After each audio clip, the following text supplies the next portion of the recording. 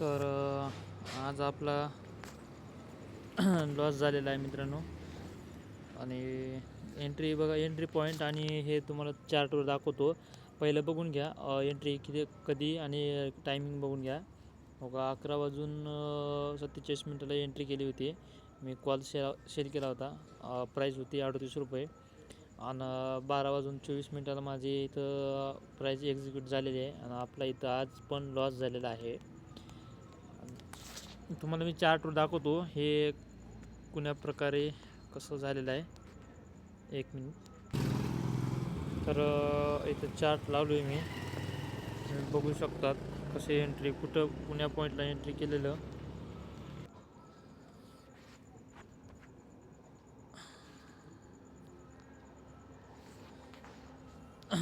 तर इथे एक एंट्री पॉईंट आणि एक्झिट पॉईंट तुम्हाला दाखवतो. जसं हे प्री ऑप्शनच्या चार्टवर तुम्हाला दिसत असेल माझी एंट्री कुठं झालेली आहे आणि एस एल कुठं आहे बघा. तर आपली इथं कुठं ना कुठं इथून आपल्याला ही सेलिंग दिसल्यावर मी ह्या लेवलला इथं कॉल सेल केला. कॉल सेल केल्याच्यानंतर काय झालं माहीत आहे का, मार्केट आपल्या साईडला इथं चालू होतं. इथून एवढं मार्केट आपल्या साईडला आलं होतं. तर इथं कॉल सेल केलतो तर हे मार्केट इथंच होल्ड करायला लागलं होतं. मग कुठं ना कुठं मला इथं असं वाटत होतं, माझं स्टॉप लॉस इथं होतं. असं वाटायला लागलं होतं की मार्केट आपल्या अगेन्स्ट जाणार आहे.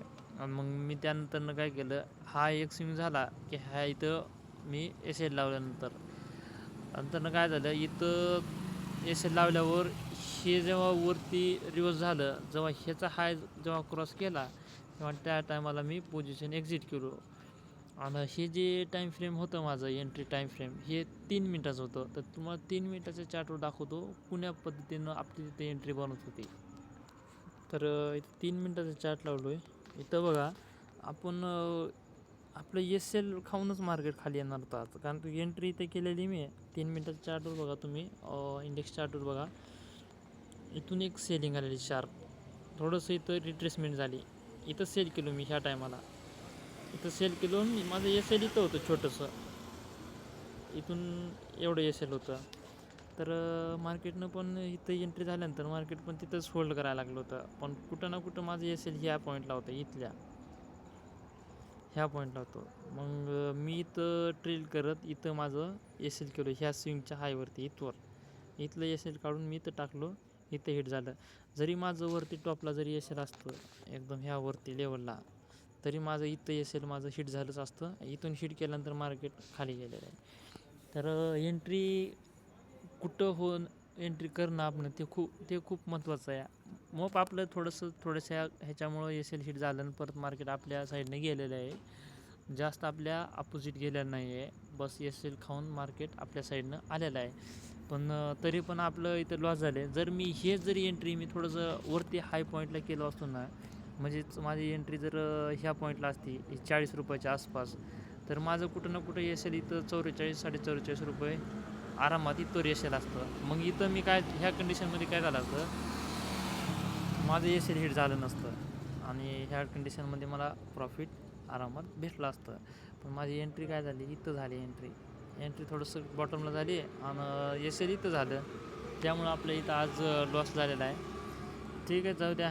कुण्या दिवशी कसं असतं आपलं कंटिन्यू 2 दिवस झालं, काल पण आणि परवा दिवशी पण 2 दिवस झालं आणि आज तिसरा दिवस झालं.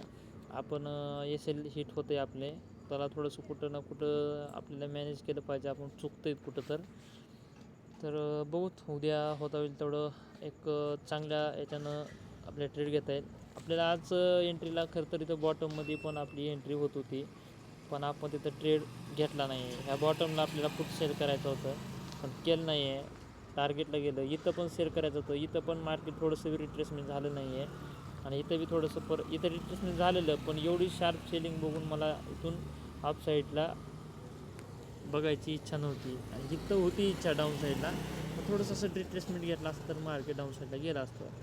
परत इथून वरती गेलं. ठीक आहे, चालतं आहे. उद्या बघू काय होतं आहे, कुण्या कंडिशनमध्ये काय आपल्याला एंट्री भेटते.